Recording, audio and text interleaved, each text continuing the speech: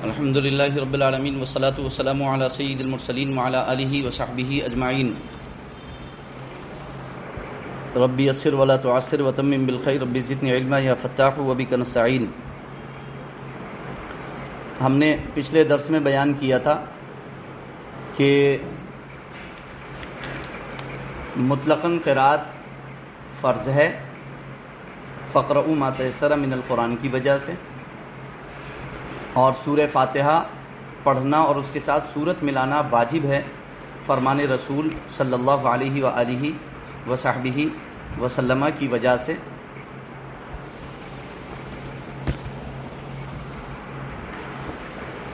اور یہ بیان کیا تھا کہ یہ وجوب یعنی سورہ فاتحہ پڑھنا واجب ہے امام کے لیے، اور سورت ملانا واجب ہے امام کے لیے یا منفرد کے لیے. یعنی کوئی تنہا نماز پڑھ رہا ہے تو اسے سورہ فاتحہ پڑھنا اور اس کے ساتھ سورت ملانا واجب ہے. ٹھیک ہے. اور اگر کوئی امام کے پیچھے نماز پڑھ رہا ہے تو امام کے لیے سورہ فاتحہ پڑھنا اور سورت ملانا واجب ہے. اگر 4 رکعت والی نماز ہے تو پہلی 2 رکعت میں اس کے لیے ایسا کرنا واجب ہے. سورہ فاتحہ پڑھنا اور سورت ملانا کیا ہے؟ واجب ہے. تو اس سے بالکل واضح ہو گیا تھا کہ مقتدی کے لیے ایسا کرنا درست نہیں ہے. یعنی جب انسان کسی امام کے پیچھے نماز پڑھ رہا ہو تو اس وقت اس کے لیے حکم ہے کہ وہ خاموش رہے، سنے، چپ رہے، جیسا کہ سورۃ الاعراف کی آیت نمبر 204 کے تحت بیان کیا گیا. اس کا ترجمہ بیان کیا گیا تھا. جب قرآن کی تلاوت کی جائے، قرات کی جائے تو سنو، چپ رہو تاکہ تم پر رحم ہو. اور سیدنا عبداللہ ابن عباس رضی اللہ تعالی عنہما اور محمد بن کعب قرظی کے حوالے سے صحیح سندوں کے ساتھ اس کی تفسیر بیان کی گئی تھی. ضرورت پڑے گی تو ان تفسیروں پر ہونے والے اعتراضات جو صاحب تحفۃ الاحوذی نے کیے ہیں،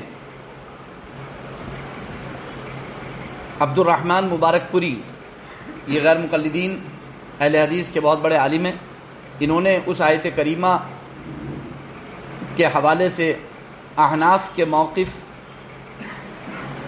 پر بہت سارے اعتراضات کیے ہیں، اور ان اعتراضات کے بہت عمدہ اور اچھے جوابات اہل سنت والجماعت نے بیان کیے ہیں. ٹھیک ہے. جس سے بالکل واضح ہو گیا ہے کہ عبد الرحمن مبارک پوری صاحب کے اعتراضات جو ہیں وہ کوئی حیثیت نہیں رکھتے اور کسی درجے کے نہیں ہیں. ضرورت پڑے گی تو انشاءاللہ ان کے اعتراضات ذکر کر کے اور وہ جوابات بھی بیان کر دیے جائیں گے. لیکن مجھے لگتا نہیں کہ وہ اعتراضات کے جن کی کوئی حیثیت نہیں ہے خود میں، ان کو ذکر کرنا اور وقت ضائع کرنا ٹھیک ہے. فی الحال صحیح اور معتبر سندوں کے ساتھ میں نے آپ کو اس کی تفسیر بیان کر دی تھی سورۃ الاعراف کی آیت نمبر 204 کی، اور بتا دیا تھا کہ اللہ کا حکم ہے کہ جب قرآن پڑھا جائے تو سنو اور چپ رہو. اور یہ فرض نماز کے سلسلے میں نازل ہوئی. ٹھیک ہے. اور جب لوگ اللہ کے رسول صلی اللہ علیہ وسلم کے پیچھے قرات کر رہے تھے تو اس بارے میں یہ آیت کریمہ نازل ہوئی. فرما دیا گیا واضح طور پر کہ جب امام قرات کرے تو تم سنو، چپ رہو تاکہ تم پر رحم ہو.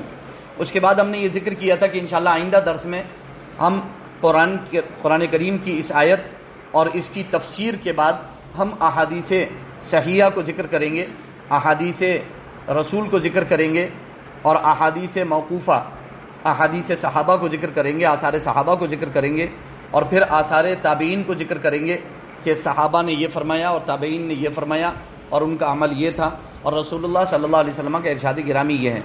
یہاں پر میں بالکل واضح آپ کو بات بتا دوں کہ سورہ فاتحہ کو میں نے پچھلے درس میں بھی بولا تھا کہ ہم سورہ فاتحہ اور اس کے ساتھ سورت ملانے کو منفرد کے لیے بھی اور امام کے لیے بھی واجب مانتے ہیں.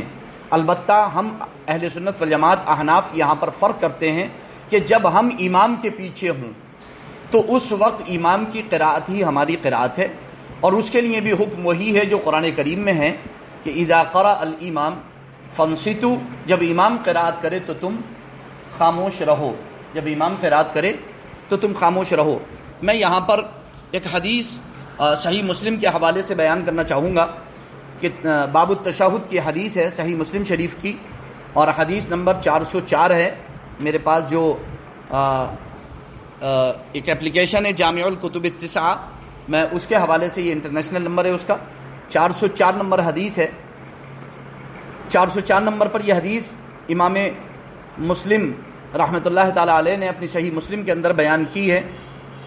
حضرت سلیمان تیمی نے حضرت قتادہ رضی اللہ تعالی عنہ سے اس کو روایت کیا ہے، وَإِذَا قَرَأَ فَانصِتُوا، اور جب امام قرات کرے تو تم خاموش رہو، جب امام قرات کرے تو تم خاموش رہو۔ اللہ کے رسول صلی اللہ علیہ وسلم کے بارے میں بیان کیا گیا ہے،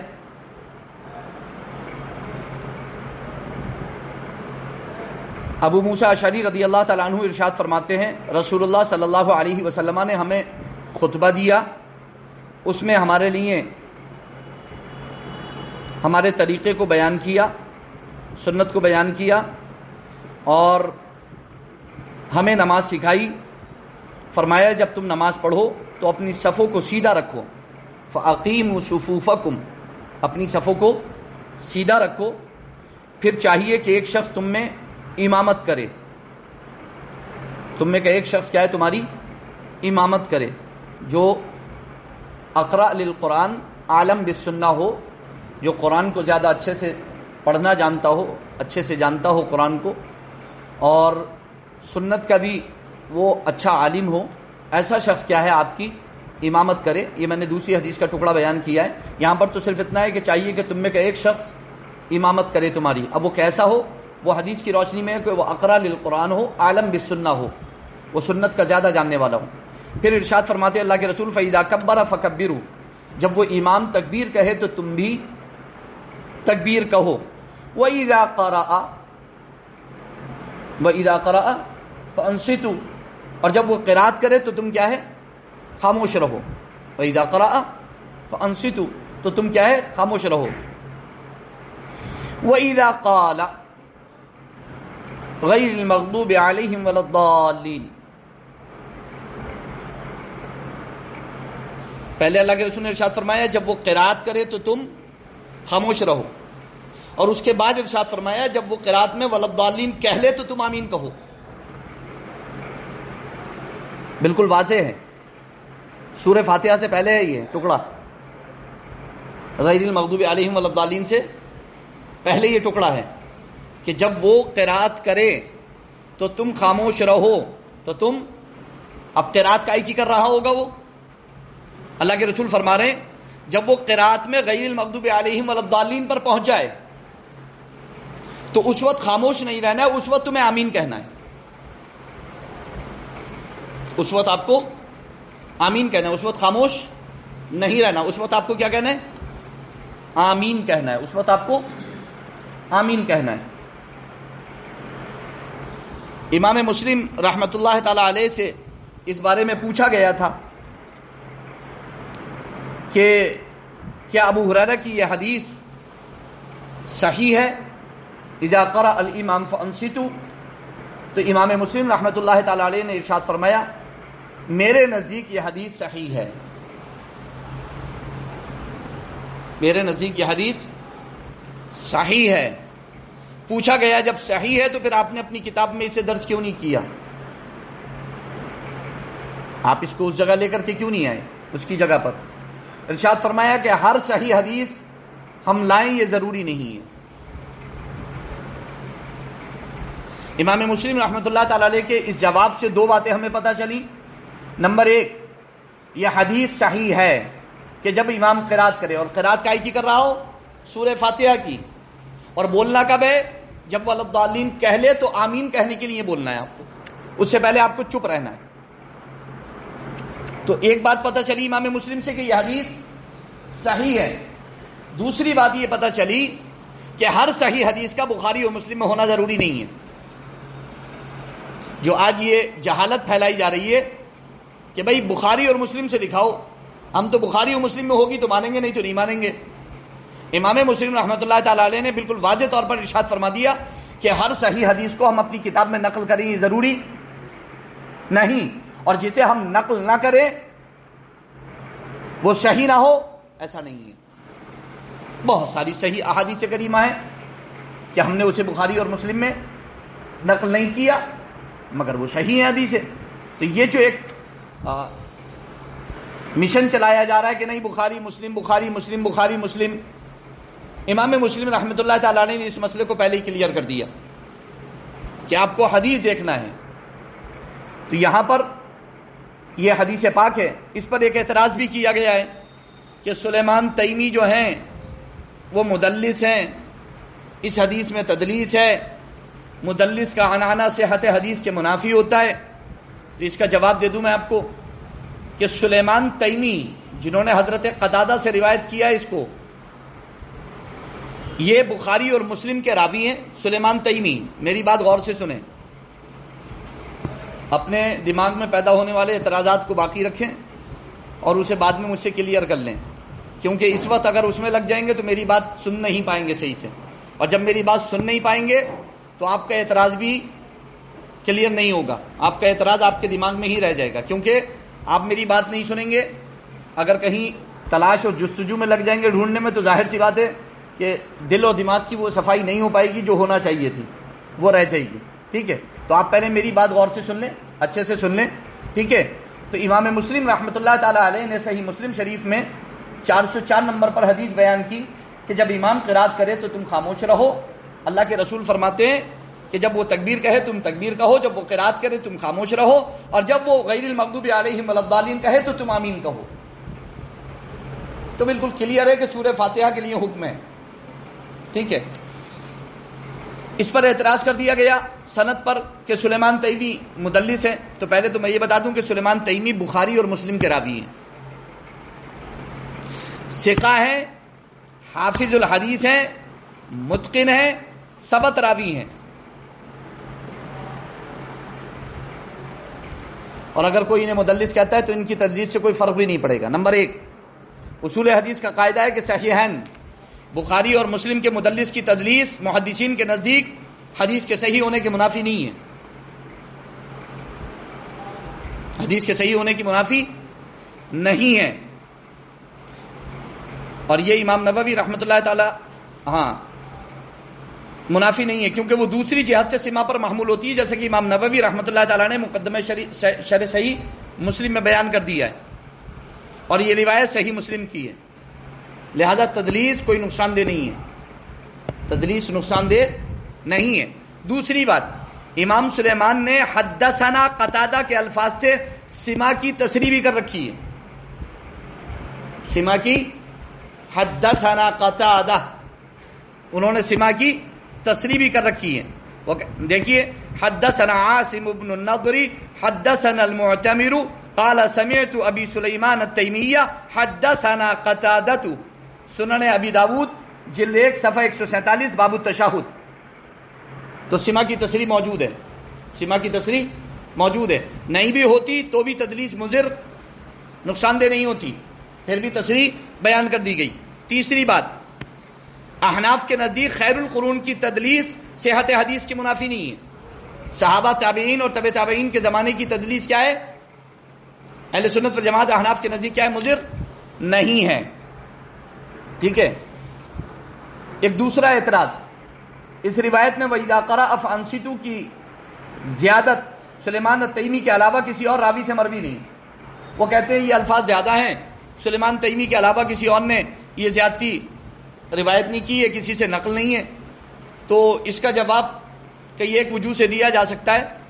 نمبر 1، سلیمان تیمی بالاجماع ثقہ ہیں، اور وَإِذَا قَرَأَ فَأَنصِتُوا کے بیان کرنے میں یہ جماعت ثقات کی مخالفت نہیں کر رہے ہیں، بلکہ ایک زائد چیز کو بیان کر رہے ہیں جو کہ شاذ نہیں بلکہ زیادت ثقہ سے عبارت ہوتی ہے، اور جمہور فقہا اور محدثین کے نزدیک ثقہ کی زیادتی مقبول ہے، ثقہ کی زیادتی مقبول ہے، اور یہ مقبول ہونا بھی میں صحیح بخاری شریف کے حوالے سے بیان کروں گا۔ امام بخاری رحمۃ اللہ تعالی علیہ صحیح بخاری جلد 1 صفحہ 201 باب العشر میں فرماتے ہیں وَالزِّيَادَةُ مَقْبُولَةٌ، یہ جو زیادتی کی ہے یہ مقبول ہے. وہاں پر ایک زیادتی کی ہے راوی نے، امام بخاری فرماتے ہیں یہ زیادتی کیا ہے؟ مقبول ہے. تو ثقہ کی زیادتی تھی تو امام بخاری نے کیا فرمایا بخاری میں؟ چونکہ زیادتی ثقہ نے کی ہے اس لیے مقبول ہے. وَالزِّيَادَةُ مَقْبُولَةٌ، ثقہ کی زیادتی مقبول ہوتی ہے، ثقہ کی زیادتی مقبول ہوتی ہے. تو کوئی اگر یہ کہہ کر کے اعتراض کرتا ہے کہ صاحب یہ سلیمان تیمی نے الفاظ زیادہ کر دیے، یہ ان کی اپنی طرف سے زیادہ کیے ہوئے الفاظ ہیں، ان کی روایت میں یہ الفاظ ملتے ہیں، باقی کہیں نہیں ملتے. تو پہلا جواب تو یہ ہے کہ اگر یہ مان بھی لیا جائے کہ سلیمان تیمی کی روایت میں یہ الفاظ زیادہ ہیں تو ثقہ کی زیادتی مقبول ہے، اور اس کا ثبوت بخاری شریف سے منقول ہے. وَالزِّيَادَةُ مَقْبُولَةٌ، زیادتی کیا ہے؟ ثقہ کی زیادتی مقبول ہے، یہ امام بخاری فرماتے ہیں صحیح بخاری شریف کے اندر. دوسری بات، امام حاکم مستدرک کے اندر، بہت بڑے محدث ہیں، امام بخاری امام مسلم نے جو صحیح حدیثیں چھوڑ دی ہیں وہ امام حاکم نے المستدرک میں جمع کر دی ہیں. وہ فرماتے ہیں الزیادہ من الثقہ مقبولۃ، کہ ثقہ کی زیادتی مقبول ہے. حالانکہ امام بخاری کا حوالہ کافی تھا لیکن پھر بھی ایک اور حوالہ یہاں پر دے دیا گیا کہ ثقہ کی زیادتی مقبول ہے. لہذا سلیمان تیمی کا وَإِذَا قَرَأَ فَأَنصِتُوا کی زیادہ یہ روایت میں جو یہ الفاظ زیادہ ہیں ان کی اپنی طرف سے زیادہ نہیں ہے، روایت کے الفاظ ہیں، انہوں نے نسبت کی ہے، حضور کی حدیث ہے یہ، ٹھیک ہے، ان کے ثقہ ہونے کی وجہ سے مقبول ہے. تو اعتراض باطل ہو گیا کیونکہ ثقہ کی زیادتی مقبول ہے. دوسری بات، وَإِذَا قَرَأَ فَانصِتُوا یہ الفاظ صرف سلیمان تیمی کی روایت میں ہی نہیں ہے جیسا کہ کہہ دیا گیا صرف انہوں نے بیان کی یہ حدیث، ان کے علاوہ تو کہیں یہ الفاظ نہیں ہے. نہیں، امام سلیمان تیمی منفرد نہیں ہے بلکہ دیگر روات نے بھی ان کی متابعت تامہ کر رکھی ہے. مثلا امام ابو عبیدہ الحداد انہوں نے حضرت قتادہ سے اس کو بیان کیا ہے. تو صرف سلیمان تیمی اس کو بیان کرنے والے نہیں ہیں حضرت قتادہ سے، بلکہ ابو عبیدہ الحداد بھی اس کو بیان کرنے والے ہیں. صحیح ابی عوانہ جلد 1 صفحہ 360 حدیث نمبر 1341. تو صحیح ابی عوانہ کے اندر جو یہ حدیث بیان کی گئی ہے وہ ابو عبیدہ الحداد کے حوالے سے بیان کی گئی ہے. سلیمان تیمی وہاں پر راوی نہیں ہے تو ایک راوی بڑھ گیا. یہ جو اعتراض کیا جا رہا تھا صاحب وہ تنہا ہے، ان کے علاوہ تو کسی نے یہ زیادتی بیان نہیں کی، نہیں، وہ تنہا نہیں ہے، ابو عبیدہ الحداد بھی ہیں. پہلی بات تو میں نے جواب دے دیا کہ ثقہ کی زیادتی مقبول ہے، امام بخاری بھی فرماتے ہیں، امام حاکم بھی فرماتے ہیں. دوسرا جواب یہ ہے کہ سلیمان تیمی تنہا نہیں ہے بلکہ ان کے ساتھ ابو عبیدہ الحداد بھی ہیں حضرت قتادہ سے روایت کرنے میں. دوسری بات، عمر بن عامر اور سعید بن ابی عروبہ یہ بھی حضرت قتادہ سے بیان کرتے ہیں. حدثنا عمر بن عامر وسعید بن ابی عروبہ عن قتادہ. تو اب وہ تنہا نہیں رہے سلیمان تیمی بلکہ ان کے ساتھ ابو عبیدہ الحداد ہو گئے، عمر بن عامر ہو گئے، سعید بن ابی عروبہ ہو گئے. اب راوی کتنے ہو گئے؟ اب حضرت قتادہ سے 4 راوی ہو گئے.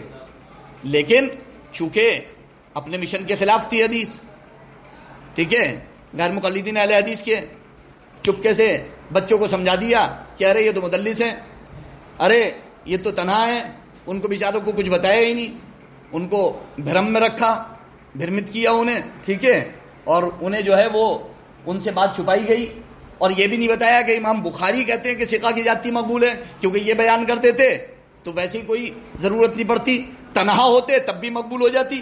اب تو تنہا نہیں ہے، 3 راوی اور بھی ہیں، ٹھیک ہے. مگر نوجوانوں کو کیا ہے گمراہ کرنے کے لیے، انہیں یہ بتانے کے لیے کہ تم جو آج تک نماز پڑھ رہے تھے وہ اپنے باپ دادا کے طریقے پر پڑھ رہے تھے، صحیح حدیث پر نہیں پڑھ رہے تھے نماز، ٹھیک ہے. تمہیں بتاؤ یہ آج تک کسی مولوی نے بتایا ہی نہیں کہ امام کے پیچھے سورہ فاتحہ پڑھنا فرض ہے.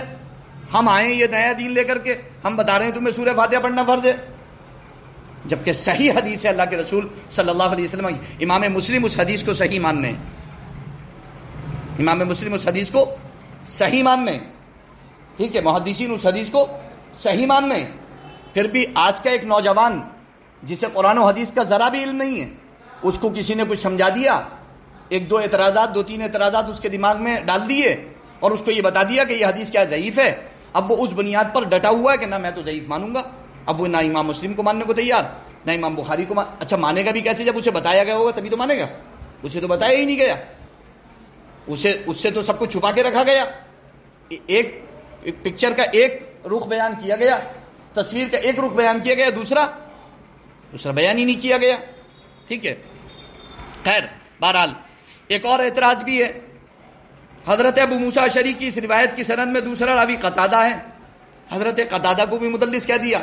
ٹھیک ہے. اور ان سے روایت کر رہا ہے اور کہتے ہیں مدلس کا عنانہ صحت حدیث کے منافی ہے. اس کا جواب یہ ہے امام قتادہ یہ 117 ہجری میں ان کا وصال ہوا. امام قتادہ کا وصال 117 ہجری میں ہوا. امام بخاری امام مسلم کے ثقہ بالاجماع راوی ہیں، اور حضرت قتادہ سے تو امام بخاری مسائل تک بیان کرتے ہیں. میں نے پچھلے درس میں آپ کو حضرت قتادہ کے حوالے سے امام بخاری کا بیان کیا ہوا مسئلہ بھی ایک آپ کو بخاری شریف سے نکال کر کے بتایا تھا کہ امام بخاری وہ مسئلہ کہاں سے بیان کرتے ہیں؟ حضرت قتادہ سے بیان کرتے ہیں. امام بخاری بھی امام قتادہ کو کیا ہے امام کے طور پر پیش کر رہے ہیں، انہیں دلیل بنا رہے ہیں، اور یہ بیچارے نوجوانوں کو سمجھا رہے ہیں کہ یہ مدلس ہے، تدلیس ہے، فلا فلا فلا. ٹھیک ہے. تو اس روایت کو کیا ہے ناقابل قبول قرار نہیں دیا جا سکتا. اصول حدیث کا قاعدہ ہے صحیحین کی مدلس کی تدلیس عند المحدثین صحت حدیث کے منافی نہیں، کیونکہ وہ دوسری جہت سے سما پر محمول ہوتی ہے، اور سما کی تصریح ہم نے دکھا بھی دی. ٹھیک ہے. اور یہ روایت صحیح مسلم کی ہے، لہذا تدلیس مضر نہیں. دوسری بات، امام قتادہ نے حدیث ابو موسیٰ اشعری میں تحدیثاً سما کی تصریح کی ہے، تو تدلیس کہاں ہوئی؟ صراحت کر رہے ہیں. حدثنا عاصم بن النضر حدثنا المعتمر قال سمعت ابي حدثنا قتادة عن ابي غلاب يحدثه عن حتان بن عبد الله الرقاشي بهذا الحديث زاد فاذا قرأ فانصتوا. نمبر 3، امام قتادہ کا شمار ان مدلسین میں ہوتا ہے جن کی تدلیس کسی بھی کتاب میں صحت حدیث کے منافی نہیں. امام حاکم فرماتے ہیں معرفت علوم الحدیث امام حاکم کی ہے، صفحہ 103 پر فرماتے ہیں فَمِنَ الْمُدَلِّسِينَ مَنْ دَلَّسَ عَنِ الثِّقَاتِ الَّذِينَ هُمْ فِي الثِّقَةِ. آگے فرماتے ہیں ان میں کون کون ہے؟ تابعین میں ابو سفیان، طلحہ بن نافع اور قتادہ. یہ ہے. ٹھیک ہے. تو ان کی تدلیس نقصان دہ نہیں ہے، صحت حدیث کے منافی نہیں ہے کبھی بھی. علامہ ابن حزم محدثین کا ضابطہ بیان کرتے ہوئے ان مدلسین کی فہرست بتاتے ہیں جن کی روایتیں باوجود تدلیس کے صحیح ہیں اور ان کی تدلیس سے صحت حدیث پر کوئی اثر نہیں پڑتا. اور ان میں جو ہے وہ ائمہ مسلمین اصحاب حدیث میں حسن بصری، ابو اسحاق، قتادہ یہ نام شمار کر رہے ہیں وہ. لہذا حدیث ابی موسیٰ اشعری بالکل صحیح اور حجت ہے. اور غیر مقلدین اہل حدیث کے بہت بڑے محدث زبیر علی زئی غیر مقلد، انہوں نے اس حدیث کو نقل کرنے کے بعد لکھا صحیح. یہ حدیث کیا ہے؟ زبیر علی زئی کو تو امام مسلم کو حجت مانے نہ مانے غیر مقلد اہل حدیث، لیکن زبیر علی زئی کو ضرور حجت مانتے ہیں. انہوں نے لکھا نصر الباری میں کہ صحیح، یہ حدیث کیا ہے؟ صحیح ہے. تو امام مسلم کی یہ میں نے پہلی حدیث پیش کی جو حدیث نمبر 404، میں نے پہلی بتا دیا تھا حدیث نمبر، آپ نے نوٹ کر لیا ہوگا کہ امام کے پیچھے جب بندہ ہو تو وہ خاموش کھڑا رہے، قرات نہ کرے. جب امام ولضالین کہے تو اس وقت صرف آمین کہے، صرف اس وقت آمین کہے. یہ ایک روایت تھی جو میں نے یہاں پر پیش کی. ایک اور روایت جامع ترمذی کی میں پیش کرنا چاہتا ہوں. امام ترمذی رحمۃ اللہ تعالی علیہ جابر بن عبداللہ سے روایت کرتے ہیں، وہ فرماتے ہیں من صلی رکعۃ لم یقرأ فیہا بأم القرآن فلم یصلی، جس نے کوئی رکعت پڑھی اور اس میں سورہ فاتحہ نہیں پڑھی تو اس کی نماز نہیں ہوگی. الا ان یکون وراء الامام، حالانکہ میں اسے بعد میں بیان کروں گا صحابہ اور تابعین کی احادیث میں، مگر یہاں پر میں نے صرف اس وقت بیان کر دیا تاکہ میں آپ کو یہ بتاؤں کہ صحابہ اور تابعین کے زمانے سے ہی امام کے پیچھے ہونا اور تنہا نماز پڑھنے کا فرق چلا آ رہا ہے کہ کب سورہ فاتحہ پڑھنا ہے اور کب نہیں پڑھنا ہے. جب تنہا ہوگا تو سورہ فاتحہ پڑھنا واجب ہے. جب امام کے پیچھے ہوگا تو سورہ فاتحہ نہیں پڑھے گا. یہ حضرت جابر بن عبداللہ ہیں جو روایت کر رہے ہیں، مگر یہ کہ وہ امام کے پیچھے ہو، یعنی اس کی نماز اس وقت نہیں ہوگی بغیر سورہ فاتحہ کے، اس وقت نہیں ہوگی جب وہ تنہا ہو، لیکن جب وہ امام کے پیچھے ہو تو اس کی نماز ہو جائے گی. اس کی نماز، یہ فرق اوپر سے چلا آ رہا ہے، یہ فرق صحابہ، تابعین، تبع تابعین کے زمانے سے چلا آ رہا ہے، اور آج بغیر کسی فرق کے حدیثوں کو بیان کیا جا رہا ہے.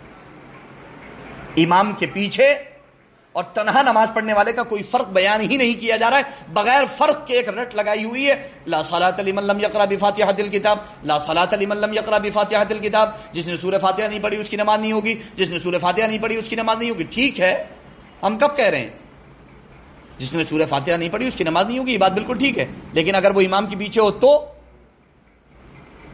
امام کے پیچھے ہو تو، امام کے پیچھے ہو تو نماز ہو جائے گی. یہ صحابہ اور تابعین کا فیصلہ ہے، یہ رسول اللہ صلی اللہ علیہ وسلم کا فیصلہ ہے. تو حضور کی حدیث موجود، صحابہ کی حدیث موجود، تابعین کی حدیث موجود. ہم صرف اتنا پوچھنا چاہتے ہیں کہ کیوں بغیر فرق کے بیان کر رہے ہو، جب اتنی کثرت سے حدیثیں موجود ہیں اور صحیح ستہ میں موجود ہیں، صحیح مسلم میں موجود ہیں. امام ترمذی اس حدیث کے بارے میں جابر بن عبداللہ کی جو میں نے ابھی بیان کی، یہ حدیث نمبر 313 ہے. حدیث نمبر، جابر بن عبداللہ کی حدیث نمبر 313 کہ سورہ فاتحہ کے بغیر نماز نہیں ہوگی مگر یہ کہ وہ امام کے پیچھے ہو، یعنی امام کے پیچھے ہوگا تو سورہ فاتحہ کے بغیر نماز ہو جائے گی. جابر بن عبداللہ کی حدیث، جامع ترمذی حدیث نمبر 313. امام ترمذی کیا فرماتے ہیں؟ ھذا حدیث حسن صحیح، یہ حدیث حسن صحیح ہے، یہ حدیث حسن صحیح ہے. خیر، میں بھی احادیث مرفوعہ پر ہی آتا ہوں، دوسری حدیث میں بیان کرتا ہوں. یہ تو میں نے ضمناً ایک حدیث بیان کر دی. ایک اور حدیث میں یہاں پر بیان کرنا چاہوں گا، یہ حدیث ہے یہاں پر جو میں بیان کرنا چاہوں گا. سنن ابن ماجہ کی حدیث نمبر 846، ابن ماجہ حدیث نمبر 846، نسائی حدیث نمبر 921.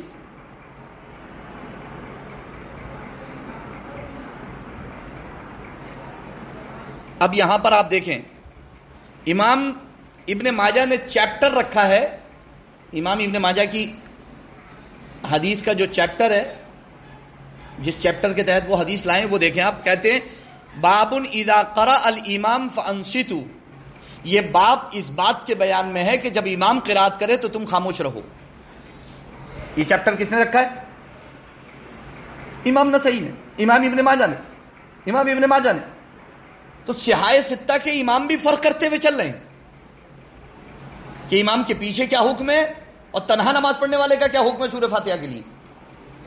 کہ جو سورہ فاتحہ کا حکم تنہا نماز پڑھنے والے کے لیے کیا ہے، اور امام کے پیچھے نماز پڑھنے والے کے لیے سورہ فاتحہ کا حکم کیا ہے، وہ بھی بیان کرتے ہوئے چل رہے ہیں. ابن ماجہ بھی چیپٹر، یہ وہ بات ہے جو انہوں نے چیپٹر میں رکھی، جو انہوں نے حدیث سے سمجھی کہ جب امام قرات کرے تو تم خاموش رہو. امام نسائی کیا چیپٹر رکھ رہے ہیں؟ باب تعویل قولہ عز وجل واذا قرئ القرآن فاستمعوا له وانصتوا لعلکم ترحمون. یہ اللہ تعالیٰ کے اس فرمان کی تعویل کے بیان میں ہے کہ جو اللہ نے فرمایا سورۃ الاعراف آیت نمبر 204، واذا قرئ القرآن فاستمعوا له وانصتوا لعلکم ترحمون، کہ جب امام قرات کرے تو تم سنو، چپ رہو تاکہ تم پر اللہ رحم فرمائے، تاکہ تم پر رحم ہو، تاکہ تم پر رحم ہو. اس کی تعویل کر رہے ہیں، اس کی امام نسائی کون کر رہے ہیں؟ امام نسائی اس کی تعویل کر رہے ہیں، صحاح ستہ کے امام ہیں، اس کی تعویل کر رہے ہیں. کیا تعویل کر رہے ہیں وہ سن لیجئے. اللہ کے رسول صلی اللہ علیہ وسلم کی حدیث ہے، سیدنا ابو ہریرہ رضی اللہ تعالیٰ عنہ سے روایت ہے، حدیث نمبر میں بتا چکا ہوں، ابن ماجہ کا بھی، نسائی کا بھی. فرماتے ہیں اللہ کے رسول صلی اللہ علیہ وسلم نے ارشاد فرمایا انما جعل الامام لیؤتم بہ، امام اسی لیے بنایا جاتا ہے تاکہ آپ اس کی اقتداء اور پیروی کریں. فَإِذَا كَبَّرَ فَكَبِّرُوا، جب وہ تکبیر کہے تو آپ بھی تکبیر کہیں. وَإِذَا قَرَأَ فَأَنصِتُوا، اور جب وہ قرات کرے تو آپ خاموش رہیں. آگے لکھتے ہیں وَإِذَا قَالَ غَيْرِ الْمَغْضُوبِ عَلَيْهِمْ وَلَا الضَّالِّينَ فَقُولُوا آمِينَ، اور جب امام غیر المغضوب علیہم ولا الضالین کہے تو آپ آمین کہیں. قرات کا حصہ سورہ فاتحہ کے کمپلیٹ ہونے سے پہلے ہے کہ جب امام قرات کر رہا ہو تو چپ رہنا یہاں تک کہ وہ ولا الضالین کہہ لے، اس وقت بولنا، اور بولنا کیا؟ آمین. بالکل واضح ہے، محدثین نے بالکل کلیئر کر دیا ہے کہ تنہا نماز پڑھنے والے کا حکم الگ ہے، سورہ فاتحہ کے بغیر اس کی نماز نہیں ہوگی منفرد کی، اور امام کے پیچھے حکم بالکل الگ ہے. مگر کیا کیا جائے؟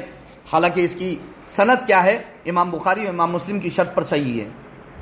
ابن ماجہ، یہ جو میں نے حدیث بیان کی، اس کی سند کیا ہے؟ اس کی سند امام بخاری امام مسلم کی شرط پر بالکل صحیح ہے. مگر پھر بھی جو ہے جناب والا نے کیا اعتراض کر دیا، ٹھیک ہے، پھر بھی بچوں کو کچھ باتیں سمجھا دی. یہیں سن لو، ڈھونڈنے کی ضرورت نہیں پڑے گی انشاءاللہ، ٹھیک ہے. کیا اعتراض ہے وہ یہیں لکھا ہوا ہے، آپ کو موبائل میں ڈھونڈنے کی ضرورت نہیں پڑے گی انشاءاللہ. آپ سنیں میری بات غور سے، ٹھیک ہے. کہتے ہیں اس کی سند میں ایک راوی محمد بن عجلان ہے جو کہ مدلس ہے، اور یہ حضرت ابو ہریرہ کی روایت میں اختلاط کا شکار ہو گیا تھا. نیز ایک راوی ابو خالد الاحمر فَإِذَا قَرَأَ فَأَنصِتُوا کی زیادتی نقل کرنے میں منفرد ہے، لہذا یہ روایت ضعیف ہے.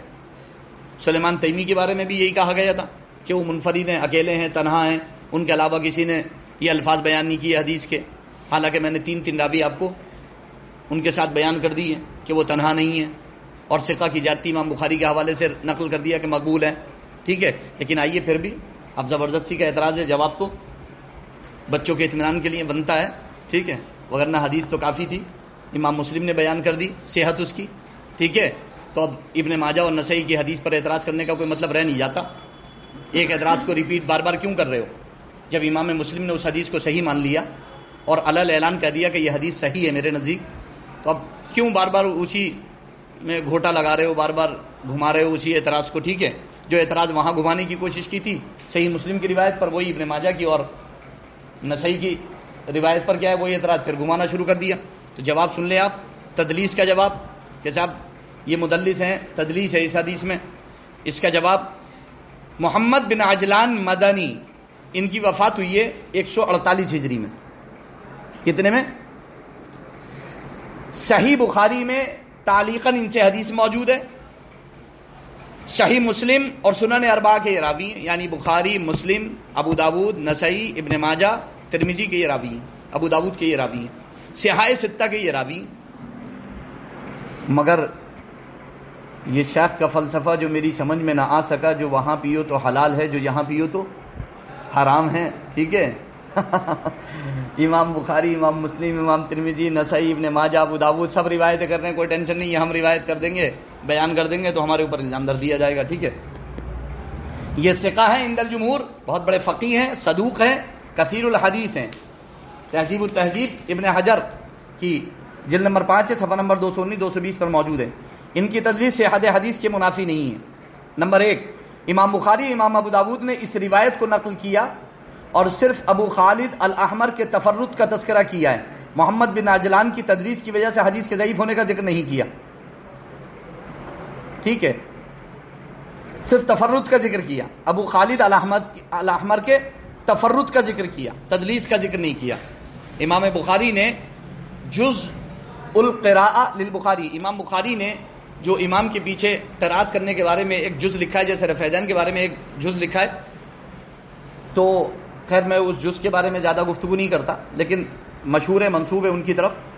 تو یہاں پر امام بخاری نے جو اعتراض کیا، امام بخاری نے تدلیس والا اعتراض نہیں کیا، امام بخاری نے تفرد والا اعتراض کیا کہ یہ تنہا ہیں. یہ کیا ہے؟ ابو خالد الاحمر کیا ہے؟ تفرد ہیں، متفرد ہیں، ٹھیک ہے.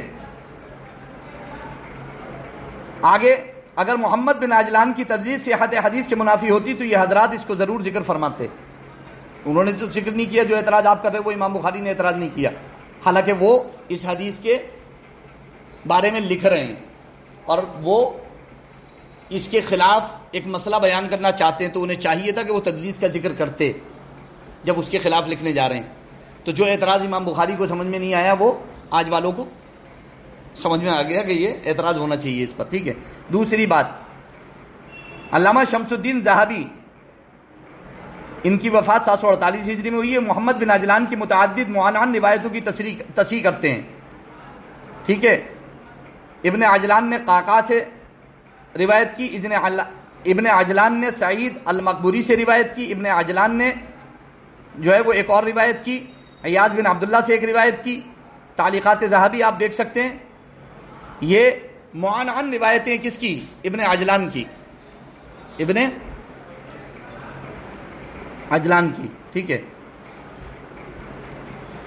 رہا اختلاط کا جواب، جہاں تک اختلاط کے اعتراض کا تعلق ہے تو یہ بھی بچند وجوہ قابل التفات نہیں ہے. نمبر ایک اس لیے کہ اگرچہ بعض حضرات نے محمد بن عجلان کی روایات پر کچھ کلام کیا ہے جو بطریق سعید مقبوری عن ابی ہریرہ مروی ہیں، اور ان روایات کی وجہ سے ہی ان کے اختلاط کا قول کیا ہے، جیسا کہ کتاب العلل للترمذی، لیکن امام ابن حبان اور علامہ ذہبی نے اس کی پرزور تردید فرمائی ہے، اس کی پرزور تردید فرمائی ہے. بلکہ امام ابن حبان نے تو تصریح کی ہے کہ ابن عجلان عن سعید عن ابیہ عن ابی ہریرہ والی روایات اس کے صحیفے کے اختلاط سے پہلے کی ہیں. یہ جو کہا گیا کہ اختلاط ہے اس حدیث میں، خلط ملط ہو گیا ہے سب، نہ، بالکل واضح طور پر ابن حبان نے کہا ہے کہ اختلاط سے پہلے کی حدیثیں ہیں یہ. تو زبردستی اعتراض کرنا، خامخواہ اختلاط کا ذکر کرنا اور اس کی وجہ سے زبردستی حدیث کو ضعیف قرار دینے کی کوشش کرنا.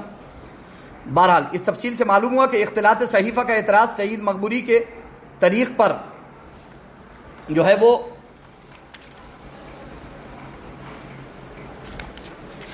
طریق پر تھا، جس کا جواب ائمہ نے دیا. لیکن ہماری پیش کردہ روایت تو سعید مقبوری کے طریق سے نہیں بلکہ زید بن اسلم کے طریق سے ہے. ابن عجلان پر جو اختلاط کا ذکر بھی کیا گیا کہ وہ ابن عجلان کی جو سعید مقبوری سے جو روایتیں ہیں وہ کیا ہے، اختلاط کی وجہ سے قابل قبول نہیں ہے. تو پہلا جواب، یہ روایت اختلاط سے پہلے کی. دوسری بات، یہ سعید مقبوری سے ہے ہی نہیں، یہ انابی سے ہے ہی نہیں، بلکہ یہ تو زید بن اسلم کے طریق سے، زید بن اسلم کے اعتراض ہی باطل ہو جاتا ہے. اب ظاہر سی بات ہے کہ کیا اتنی ڈیٹیل، اتنی تفصیل آج کے نوجوانوں کو بتائی جا رہی ہے؟ کیا انہیں یہ سب کچھ بتایا جا رہا ہے؟ کیا انہیں اصول حدیث پڑھایا جا رہا ہے؟ انہیں صرف حدیثیں پڑھائی جا رہی ہیں، انہیں صرف حدیثیں دی جا رہی ہیں، انہیں اصول نہیں بتائے جا رہے ہیں، انہیں ضابطے نہیں بتائے جا رہے ہیں. کس حدیث کو کب صحیح ماننا ہے، کب ضعیف ماننا ہے، کب صحیح ہوگی، کب ضعیف ہوگی. خالی رٹ لگا لیے کہ یہ مدلس ہے، یہ مدلس ہے، یہ فلاں ہے، یہ فلاں ہے، یہ فلاں ہے، یہ فلاں، لیکن اس کے بارے میں کچھ بتایا نہیں جا رہا، ڈیٹیل نہیں کی جا رہی کسی بھی چیز کی. کیونکہ ظاہر سی بات ہے کہ ڈیٹیل کریں گے تو صاف و شفاف آئینے کی طرح نکل کر کے بات آ جائے گی کہ حدیث کیا ہے، صحیح ہے. اور ہمارا جو اعتراض تھا وہ خود ہماری غلط فہمی کا نتیجہ تھا. ان کی یہ بات بالکل واضح ہو جائے گی. اس لیے کیا کر رہے ہیں، نوجوانوں کو صرف اتنا بتا رہے ہیں کہ یہ حدیث ضعیف ہے اور تدلیس کی وجہ سے ضعیف ہے. اب ڈیٹیل میں نہیں جا رہے ہیں کہ صحیح بخاری اور صحیح مسلم کے جو راوی ہیں مدلسین ان کی روایت مقبول ہے. صرف اتنا بتا دیا کہ یہ زیادتی ہے، یہ نہیں بتایا کہ زیادتی امام بخاری کے نزدیک مقبول ہے، امام حاکم کے نزدیک مقبول ہے، محدثین کے نزدیک مقبول ہے ثقہ کی زیادتی. یہ ان کو اصول حدیث نہیں بتایا، یہ ان کو اصول کا ضابطہ نہیں بتایا. ان کو صرف یہ بتا دیا کہ یہ تنہا ہے، یہ نہیں بتایا کہ نہیں اس روایت میں لگ رہا ہے تنہا ہے، باقی 3 راوی اور بھی موجود ہیں، ان کی مطابقت کرنے کے لیے نہیں بتایا، نہیں ذکر کیا. کیونکہ ذکر کر دیتے تو اعتراض باطل ہو جاتا. تو تفرد کا ذکر کر دیا لیکن اس تفرد کو دور نہیں کیا. حالانکہ تفرد کو دور کر سکتے تھے مگر کرتے کیسے، علم ہوتا تو دور کرتے. تدلیس کا ذکر کر دیا، تدلیس کو دور نہیں کیا. حالانکہ محدثین نے تدلیس کو دور کر دیا. جو تدلیس کا ایک اعتراض پیدا ہو رہا تھا، اعتراض غلط تھا، باطل تھا، اس کو دور کر دیا.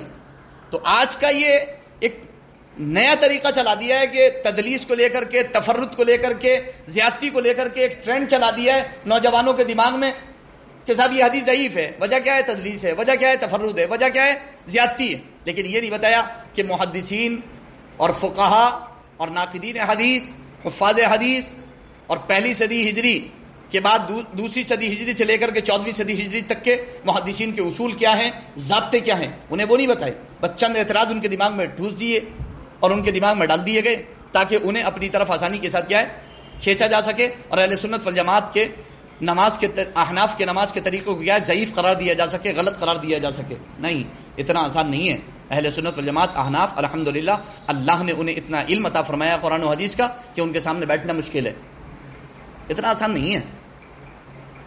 ہر بچے کو محدث بنا دیا, ہر بچے کو امام الحدیث بنا دیا.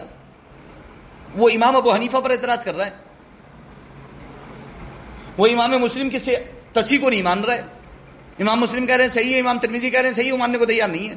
وہ وہی اعتراض کر رہا ہے جو اس کے شیخ نے یا اس کے مولوی یا اس کے عالم نے اسے پڑھا دیا ہے. جو پارٹ اس کو پڑھا دیا ہے وہ وہی اسی کو ریپیٹ کر رہا ہے, اسی کا گھوٹا لگا رہا ہے. اب اس کو اوپر کے کسی محدث سے فرق نہیں ہے. ویسے تو تقلید حرام ہے, لیکن جب حدیث کو جب ضعیف کہنے کا موقع آتا ہے نا, میں لکھ کے دے دوں گا یہ بات, کسی ایک کو لے کر کے آؤ ہمت والے کو جو بغیر تقلید کے کسی حدیث کو ضعیف قرار دے سکے, جو قرآن و حدیث کی بنیاد پر کسی حدیث کو ضعیف قرار دے سکے. میں نماز کے سلسلے میں بات کر رہا ہوں. یہ جو احناف کی نماز کا جو طریقہ ہے اس سلسلے میں جو یہ حدیثیں بیان کی گئی, کس کا قول لاؤ گے؟ امام کا قول لاؤ گے, فلاں کا قول لاؤ گے, فلاں کا قول لاؤ گے. ویسے تو تمہارے نزدیک امام کا قول حجت نہیں ہے, مگر رسول اللہ کے قول کو رد کرنے کے لیے امام کا قول حجت ہے تمہارے نزدیک. واہ, اتنی شاندار بات ہے. عمل کرنے کے لیے امام کا قول حجت نہیں ہے, رسول اللہ کے قول پر عمل کرنے کے لیے امام کا قول حجت نہیں ہے ان کے نزدیک. رسول اللہ کے قول کو رد کرنے کے لیے امام کا قول حجت ہے ان کے لیے. رسول اللہ کے قول کو رد کر دیں گے امام کے قول کی بنیاد پر. اب طریقہ دیکھیں انہوں نے کیا نکالا. امام مسلم کہہ رہے ہیں صحیح حدیث ہے حضور کا, حضور کی صحیح فرمان ہے حضور کا, اور یہ امام کی بنیاد پر کہہ رہے ہیں حضور کے اس فرمان کو ماننا مت. اور الزام پھر بھی ہمارے اوپر ہے تقلید کا. ہم تقلید عرفی کرتے ہیں, ہم تقلید حقیقی نہیں کرتے. تقلید حقیقی اور تقلید عرفی میں فرق ہے, اور جو شخص یہ فرق نہیں کرتا وہ گمراہ کرتا ہے لوگوں کو. اسی طریقے سے قرات خلف الامام کے سلسلے میں جو منفرد اور مقتدی کے سلسلے میں فرق نہیں کرتا کہ مقتدی کے لیے کیا حکم ہے قرات کا, قرات فاتحہ اور قرات سورت کا, اور منفرد تنہا نماز پڑھنے والے کے لیے قرات فاتحہ قرات سورت کا کیا حکم ہے, جو اس فرق کے بغیر یہ حدیث بیان کر رہا ہے وہ انصاف نہیں کر رہا ہے, وہ انصاف نہیں کر رہا ہے. خیر بہرحال آگے چلتے ہیں ہم. تو اعتراضات تو خیر ہوتے رہتے ہیں. رہا تفرد کا جواب, امام بخاری نے جو اعتراض کیا ابو خالد الاحمر پر اپنے جز القرات کے اندر کہ ابو خالد الاحمر کیا ہے, متفرد ہیں, یہ امام بخاری کا اعتراض ہے جسے نقل کرتے ہیں. ٹھیک ہے, امام بخاری کی تقلید کرتے ہیں, امام بخاری کی تقلید کرتے ہیں. رسول اللہ کے فرمان کو ضعیف قرار دینے کے لیے امام بخاری کے مقلد غیر مقلد اہل حدیث کیا کرتے ہیں, اس قول کو بیان کرتے ہیں. امام بخاری کے مقلد, امام بخاری کے مقلد کہو, مقلد ہیں, ٹھیٹ مقلد ہیں, نادان مقلد ہیں. ٹھیک ہے, آئیے اس کو ذکر کر لیتے ہیں. ابو خالد الاحمر فَإِذَا قَرَأَ فَأَنصِتُوا کے جملے میں, ٹھیک ہے, جواب ہے اس کا تفرد کا. متفرد بھی ہوں تب بھی روایت قابل قبول ہے, اس لیے کہ ابو خالد الاحمر صحاح ستہ کے ثقہ بالاتفاق راوی ہیں, لہذا اصول حدیث کی روح سے ان کی زیادتی قابل قبول ہے. جیسا کہ میں امام بخاری امام حاکم کے حوالے سے ذکر کر چکا ہوں کہ ثقہ کی زیادتی امام بخاری فرماتے ہیں مقبول ہے, ثقہ کی زیادتی مقبول ہے. حالانکہ سلیمان تیمی کے بارے میں یہ کہا گیا تھا کہ یہ زیادتی ان کی اپنی ہے, وہ منفرد ہیں, اس میں تنہا ہے, متفرد ہے. حالانکہ میں نے 3 راوی اس کے ساتھ بیان کیے, آپ کو یہاں بھی سن لیجئے.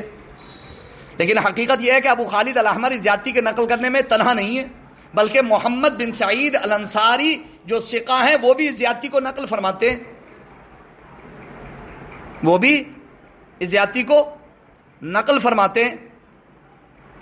عبداللہ ابن مبارک, ٹھیک ہے, محمد بن عبداللہ بن مبارک, انہوں نے خبر دی, وہ فرماتے ہیں ہم سے حدیث بیان کی محمد بن سعد الانصاری نے, محمد بن سعد الانصاری نے, وہ فرماتے ہیں مجھ سے حدیث بیان کی محمد بن عجلان نے, وہ روایت کرتے ہیں زید بن اسلم سے, وہ روایت کرتے ہیں ابو صالح سے, وہ روایت کرتے ہیں ابو ہریرہ سے. وہ فرماتے ہیں رسول اللہ صلی اللہ علیہ وسلم نے ارشاد فرمایا امام بنایا جاتا ہے تاکہ اس کی اقتدا کی جائے, انما الامام لیؤتم به، امام اسی لیے ہے تاکہ اس کی اقتدا کی جائے. فاذا کبر فکبروا، جب وہ تکبیر کہے تو تم بھی تکبیر کہو. واذا قرأ فانصتوا، جب وہ قرات کرے تو تم خاموش رہو. ابو عبد الرحمن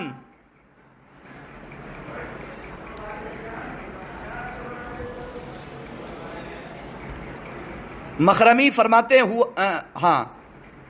ہوا ثقۃ، یعنی محمد بن سعد الانصاری یہ کیا ہے؟ ثقہ ہیں. یہ کیا ہے؟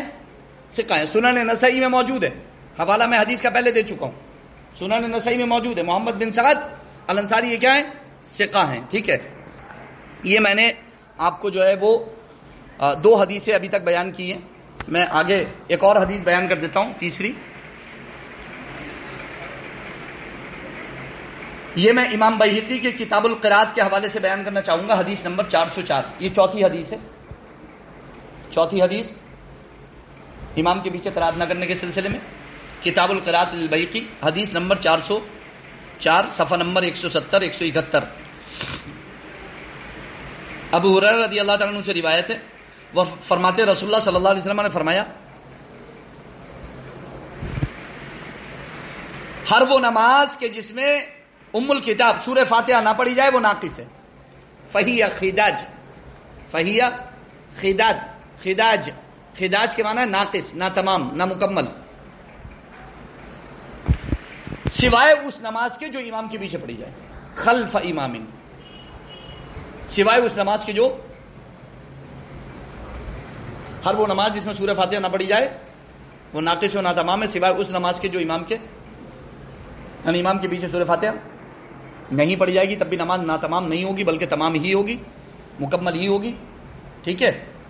بالکل واضح طور پر یہ 4 حدیثیں میں نے یہاں پر ذکر کی ہے. یہاں پر ایک اعتراض کیا گیا ہے اس حدیث پر کہ اصل روایت میں یہ الفاظ نہیں ہیں سوائے اس نماز کے جس کے جو، سوائے اس نماز کے جو امام کے پیچھے پڑھی جائے. غیر مقلدین اہل حدیث کا کہنا ہے کہ یہ اصل روایت میں یہ الفاظ نہیں ہیں، یعنی ان کا کہنا یہ ہے کہ تم نے اپنے پاس سے بڑھا دیے ہیں، گھسڑ دیے ہیں یہ الفاظ. ٹھیک ہے. ہاں، یہ الفاظ اصل روایت کے نہیں ہیں.